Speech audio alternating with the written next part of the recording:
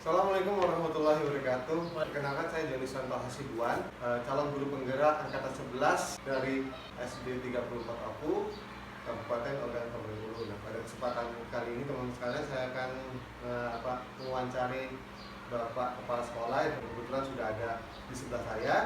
Dan pada kesempatan ini juga saya ingin mewawancari beliau berkenaan dengan tugas CGP angkatan 11, yaitu pada modul 3.1 dalam judul pengambilan keputusan berbasis dengan kebajikan, itu studi kasus teman-teman sekalian. Dan teman-teman sekalian, baiklah, di sebelah saya sudah ada Pak Ahmad Afandi. Apa kabar Pak Ahmad Afandi? Alhamdulillah. Jadi Pak Ahmad Afandi ini teman-teman sekalian, sedikit saja mereview, beliau adalah senior saya dalam guru PAI. Jadi beliau ini guru PAI aslinya, tapi beliau diamanahi sebagai seorang kepala sekolah yang dulunya pertama tugas di SD 40 Pak ya? Iya. Ya kan? Kalau SD 40 Pak ya? Nah sekarang pindah mutasi ke SD 143 ini. Nah jadi mohon maaf Pak Afandi, jadi saya ini dalam rangka pemenuhan tugas Pak Afandi. Iya. Jadi pada program guru penggerak ini ada ada modul-modul yang harus diselesaikan selama 6 bulan ke depan, dan ini kami sudah masuk pada modul 3.1, itu tentang pengambilan keputusan berbasis dengan kebajikan, di mana di sini kami mencari Bapak sebagai kepala sekolah itu tentang studi kasus, di mana setiap sekolah itu biasanya ada permasalahan Pak ya, seperti itu. Nah, jadi mohon maaf jika mengirim waktunya, dan saya akan bertanya beberapa pertanyaan saja Pak, nggak banyak. Ya. Jadi seandainya memang tidak bisa dijawab ya tidak masalah Pak. Seperti itu.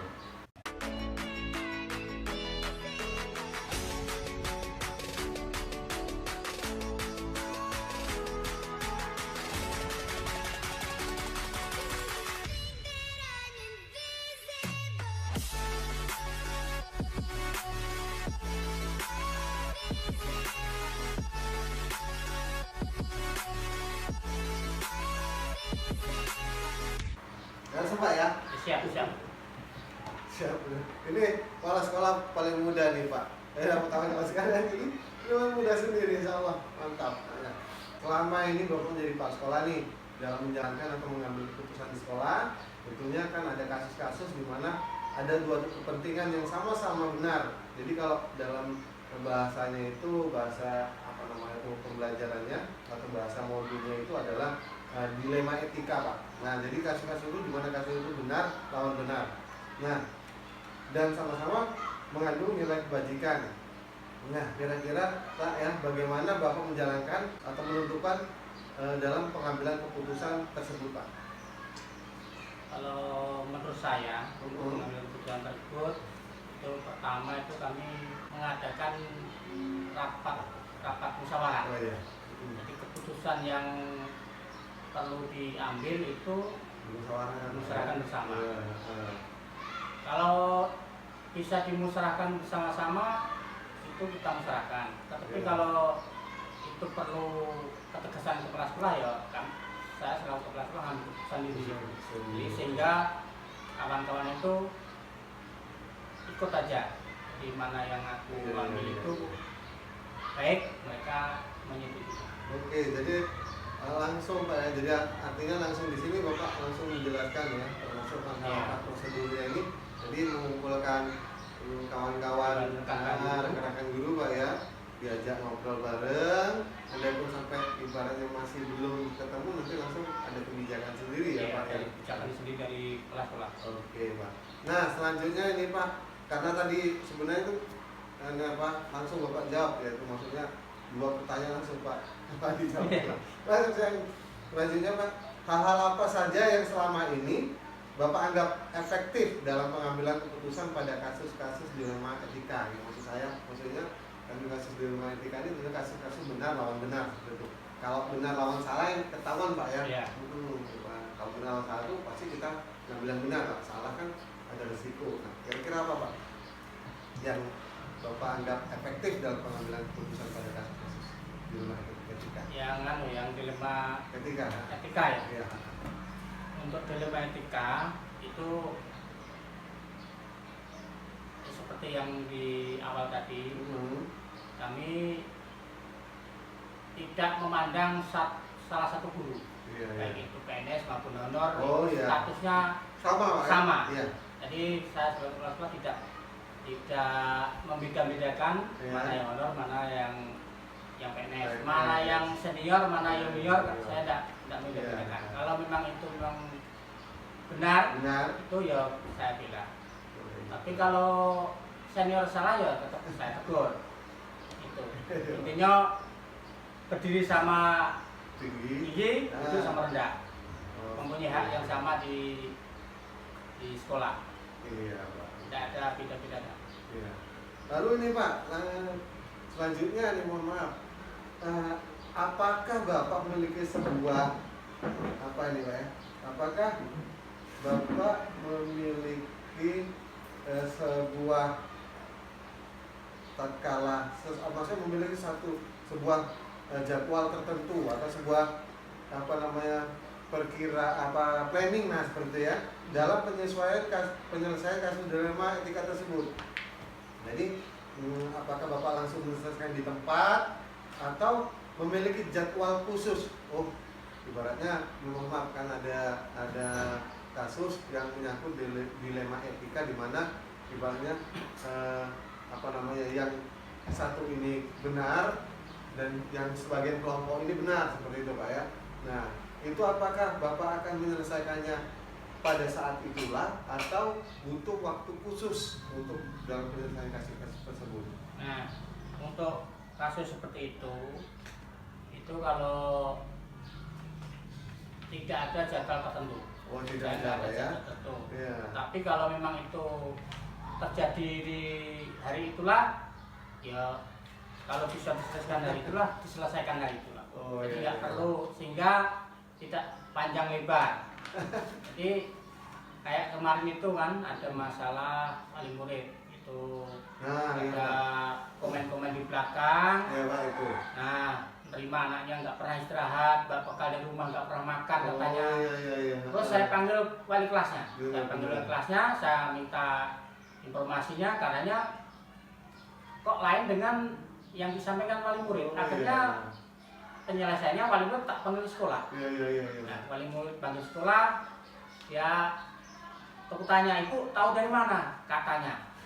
Jadi katanya, tidak misalnya masalah. Akhirnya setelah kami rujukan bareng antara wali murid dengan guru kelas. Iya. Nah, berarti ada titik terang bahwa Iya. kesalahpahaman. Jadi kemudian saya tekankan kemarin dengan wali murid, jika ada sesuatu yang berkaitan dengan sekolah, lebih baik itu langsung ke sekolah. Jangan cari kabar di luar sekolah. Karena ya sekarang tuh sistemnya kan banyak informasi yang kurang pas, kadang jawaban A bisa jadi Z itu. Kayak kemarin sudah saya tekankan dengan guru kelas juga, kalau ada permasalahan di sekolah itu kalau bisa diselesaikan sekolah, selesaikan sekolah. Kalau nggak bisa, wali murid dipanggil, suruh menghadap kepala sekolah. Jadi kita selesaikan dengan musyawarah, dengan baik, sehingga ketemu titik temunya, permasalahannya ketemu. Akhirnya kemarin tuh wali murid kemalan juga kan. Ibu tahu dari mana? Katanya. Nah, katanya itu nggak menyelesaikan masalah. Nah, itulah Pak ya. Nah, itu. Akhirnya jadi dilema etika, yang wali murid merasa dia benar Pak ya. Yang wali juga merasa benar kan. Karena ya itu sudah diterangkan. Kalau di sekolah itu yang jelas saya percaya kepada wali murid, bukan kepada wali kelas, bukan wali murid. Karena yang menghadapi murid itu adalah wali kelas. Ya, jadi memang lebih cenderung ke wali kelas Pak ya. Jadi wali kelas itu kalau misalnya wali murid itu nyudutkan wali kelas, saya orang yang pertama kali di depan menghadapi masalahnya. Iya, oke. Nah, ini Pak yang terakhir insya Allah. Ya. Nah, penjelasan sudah gamblang.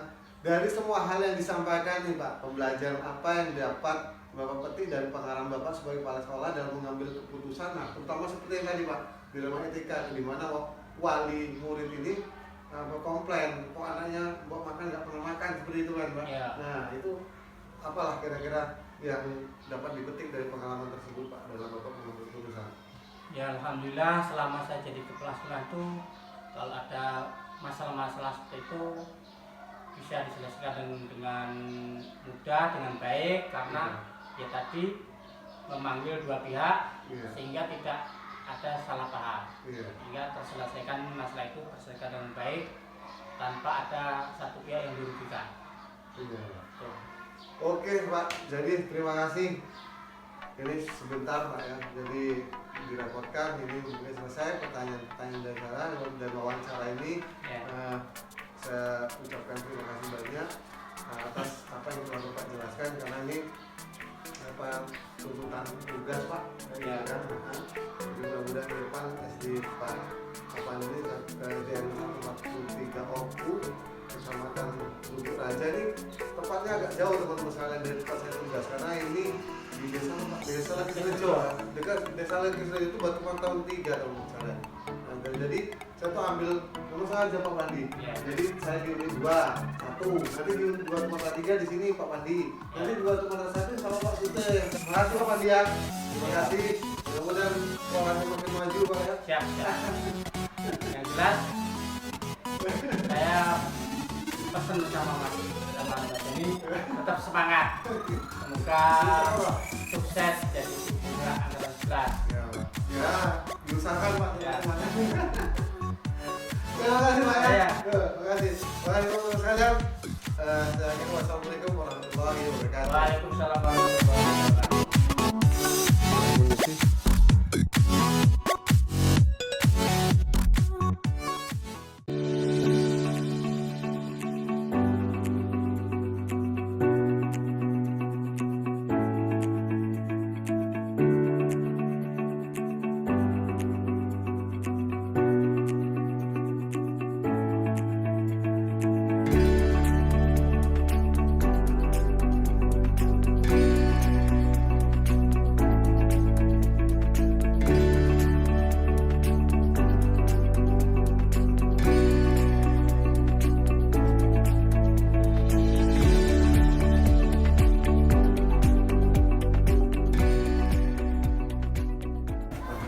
Assalamualaikum warahmatullahi wabarakatuh. Waalaikumsalam warahmatullahi wabarakatuh. Berjumpa kembali bersama saya dan teman-teman sekalian. Hari ini saya berada di SDN 30 Oku, tepatnya di Batu Mata 1, dan sudah ada di hadapan saya Bapak Sute Pak ya. Iya. Bapak Sute SPD. Nah, apa kabar Pak?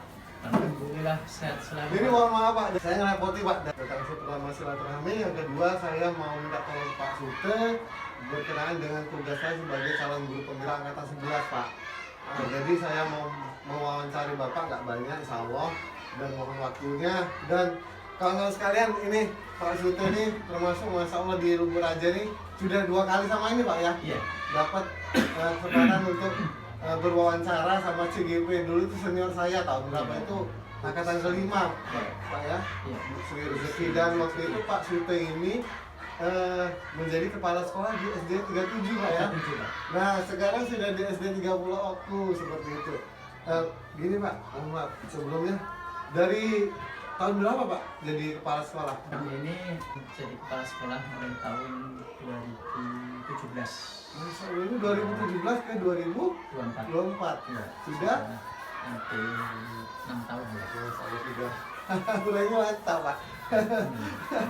Iya, siap.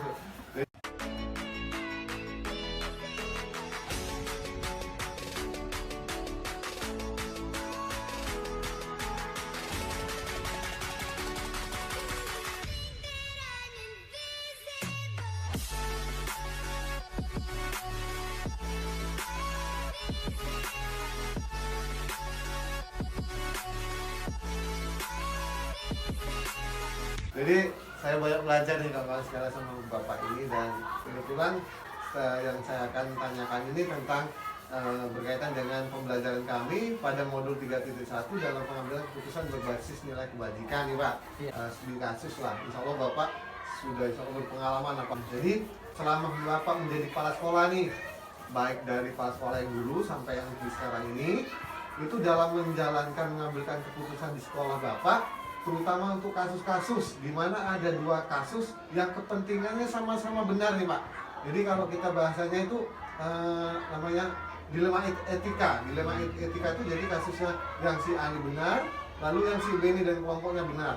Nah, kira-kira Pak, apa yang Bapak jalankan dalam pengambilan keputusan tersebut kepada sekolah yang Bapak pimpin selama ini? Silakan Pak. Baik, terima kasih Pak. Jadi untuk menyelesaikan masalah kasus D5 Atika yang kasusnya dinyatakan benar dilawan dengan Benar. benar ya. Ya. Jadi kami di sini selaku kepala sekolah dalam mengambil suatu keputusan, kami tidak berjalan sendiri. Kita harus bekerja sama, pertama dengan teman sejawat, yang kedua kita ini di sekolah ada yang namanya pimpinan, ada yang namanya bawahan. Iya. Nah, tentunya kita harus bekerja sama dengan guru. Dengan bekerja sama tersebut, maka di dalam pengambilan keputusan nanti supaya tidak istilahnya saya memutuskan permasalahan itu, artinya saya tidak sendirian, artinya dengan teman sejawat sama guru, keputusan tersebut diambil berdasarkan mufakat atau kerjasama sesama teman. Oke, jadi Itu Pak. mufakat Pak ya, Ya. berkolaborasi. Oke. Kolaborasi. Nah, selanjutnya Pak, lalu langkah-langkah atau prosedur seperti apa Pak yang bisa Bapak lakukan selama ini? Seperti itu Pak. Baik, langkah-langkah apa yang harus saya lakukan apabila kita menemukan suatu kasus? Jadi yang pertama kita mencari informasi dulu. Oke, ya, ya, ya. Yang berikutnya kita harus datang ke tempat suatu kejadian atau langsung dengan kita mencari informasi, kemudian datang ke tempat yang kejadian tersebut, artinya kita tahu permasalahan yang ada. Sehingga permasalahan tersebut bisa diselesaikan dengan baik, dalam arti tidak ada yang dirugikan di salah satu pihak. Gitu Pak, yang benar. Sangat berkembang nih jawaban itu mantap sekali. Jadi mencari informasi lalu datang ke TKP seperti Pak ya, sehingga tidak rancu berita yang langsung. Oke Pak, selanjutnya, nah hal-hal apa saja yang selama ini Bapak anggap efektif nih dalam pengambilan keputusan pada kasus-kasus dilema etika ini Pak? Ya.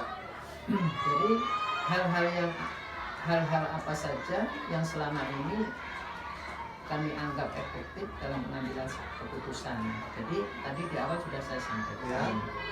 Jadi kita harus melakukan istilahnya apa? Musyawarah dulu. Kolaborasi Pak ya. Kolaborasi. Ya, benar. Nah, Ya, ya, ya. dengan kolaborasi atau kita ngobrol dulu ya dengan teman sejawat, sesama guru, kita tahu duduk permasalahan masalah yang akan kita hadapi. Ya mungkin dengan wakil kepala sekolah, dengan guru yang senior, dan masukan daripada beberapa teman sejawat guru tadi, permasalahan itu baru kita bisa selesaikan dengan baik. Nah, selanjutnya Pak nih, lalu kira-kira Pak ya, selama ini yang merupakan tantangan nih Pak, biasanya kan ada tantangan mungkin kan, ada tantangan dalam pengambilan keputusan pada kasus-kasus dilema etika ini, kira-kira tantangannya apa nih Pak? Yang dihadapi dan mengambil keputusan ini. Ya, tantangan kita di dalam menyelesaikan suatu keputusan ini yang pertama, apabila kita dalam menyelesaikan permasalahan itu tadi, kedua belah pihak ini kurang begitu memahami. Oh ya. Taunya dia itu benar. Akhirnya kan sulit ya diselesaikan. Dengan kita memberikan penjelasan, letak permasalahannya kayak gini, duduk bersama, ya akhirnya keduanya saling memahami sehingga masalah itu bisa diselesaikan dan masalah tersebut ya tidak akan merugikan di salah satu pihak, bahkan bisa menguntungkan kedua belah pihak. Oke Pak, berarti salah satu ini terkadang ngerasa benar sendiri Nah, ya. betul. Itulah tantangannya. Bersikeras dengan apa yang Kita harus mencari kesalahan, bukan mencari kebenaran. Kalau kita mencari kesalahan, mudah-mudahan masalah itu bisa diselesaikan. Baiklah Pak, yang selanjutnya, nah kira-kira Pak, ini ada waktu tertentu nggak Pak ya? Jadi tatkala ada masalah seperti ini, Bapak mau menyelesaikan permasalahannya, Pak, kira-kira waktunya ditentukan waktunya atau gimana Pak? Atau langsung pada saat itulah atau nunggu besok atau lusa atau ada waktu tertentu seperti itu? Gimana Pak? Baik Pak. Jadi kalau jadwal atau waktu itu saya tidak ada. Tidak ada ya. Karena permasalahan itu kita lihat dulu. Kalau permasalahan itu bisa kita selesaikan secara langsung, kita selesaikan. Kalau tidak bisa, artinya permasalahan itu terlalu berat, ya kita tunda dulu. Jadi untuk jadwal itu tidak ada. Apabila ada masalah, langsung kita selesaikan pada waktu itu. Akhirnya masalah itu bisa selesai. Oke. Nah, jadi ini pertanyaan terakhir Pak, insya Allah. Setelah apa yang Bapak jelaskan tadi, kemudian Bapak paparkan selama Bapak menjadi kepala sekolah di 2 sekolah ya Pak ya, begitu. Nah, kira-kira dari semua hal yang Bapak sampaikan, ya kan, dalam pembelajaran, lalu apa kira-kira, ya kan, pembelajaran yang dapat Bapak ambil Pak dari pengalaman Bapak dalam mengambil keputusan pada dilema etika ini Pak? Ya, seperti itu Pak. Jadi kayak gini Pak, kita ini kan bisa belajar dari pengalaman, ya. Jadi mungkin ada teman sejawat, ada kepala sekolah, guru yang senior. Jadi pengalaman-pengalaman itu Pak yang kita ambil di dalam kita menyelesaikan suatu masalah. Nah, supaya masalah itu bisa selesai dengan baik, tepat waktu, dan masalah itu tidak merugikan ke salah satu pihak, bahkan bisa menguntungkan kedua belah pihak. Itu Pak. Oh iya. Oke, jadi memang pengalaman itu hal yang terbaik Pak ya. Jadi karena ada pengalaman, maka itulah belajar dari pengalaman dan kejadian untuk setiap kasus permasalahan yang terjadi di lapangan atau di tempat kita kerja gitu Pak ya. Oke Pak, itu saya terima kasih sekali atas waktunya yang telah Bapak berikan kepada saya untuk mewawancari Bapak sebagai kepala sekolah SDN 30 OPU dalam studi kasus saya ketika kepala sekolah itu menghadapi dilema etika karena benar versus benar. Nah Pak Sute, sedikit Pak, ada kira-kira yang bisa Bapak sampaikan pesan untuk kami seperti calon guru penggerak nih Pak? Apa ada nggak kira-kira? Ada pesan-pesannya ya Pak, silakan disampaikan. Kayak gini Pak. Iya. Jadi alhamdulillah Bapak tadi sudah mewawancari saya selaku kepala sekolah SD 30 OPU dalam rangka untuk memenuhi tugas sebagai guru penggerak. Iya. Nah, yang namanya orang itu pasti tidak ada yang sempurna. Jadi jawaban saya atas pertanyaan Bapak tadi mudah-mudahan bisa diambil ya, baik sisi baiknya, ya kira-kira yang kurang baik ya ditinggalkan aja. Nah, untuk kedepannya saya sangat mendukung Pak Joni selaku guru penggerak. Mudah-mudahan apa yang sudah saya sampaikan tadi bisa untuk sebagai masukan atau tambahan untuk kedepannya, dan saya mengharapkan dalam mengikuti sebagai guru penggerak dari SD 34 ini saya mendukung, mudah-mudahan sukses dan berhasil. Itu saja penyampaian dari saya atau tambahan dari saya, kurang dan lebihnya saya mohon maaf. Akhiri, assalamualaikum warahmatullahi wabarakatuh. Waalaikumsalam warahmatullahi wabarakatuh.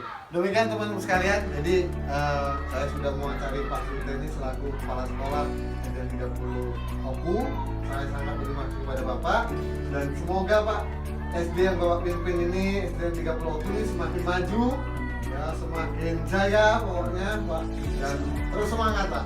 Gitu ya. Makasih Pak ya. Ya. Terima kasih. Sukses selalu.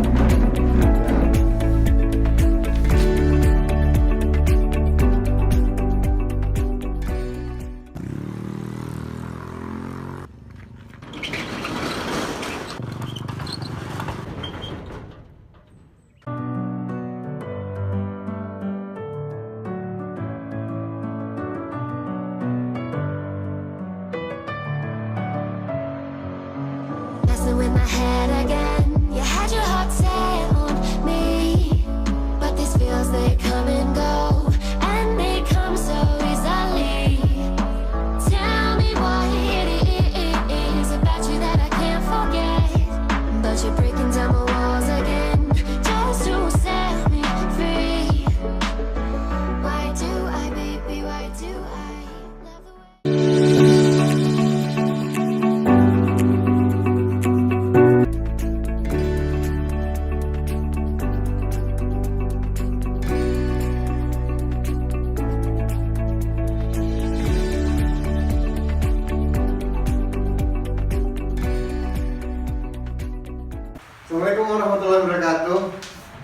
Kalau sekalian, jadi pada kesempatan kali ini setelah saya keliling di sekolah yang berbeda di Lubuk Raja ini, saya akhirnya kembali ke markas besar ya, di SD 34 Oku. Dan teman-teman sekalian, di hadapan saya sudah ada Bapak kepala sekolah saya, pimpinan saya, bos saya itu Pak Maman Suherman SPDI.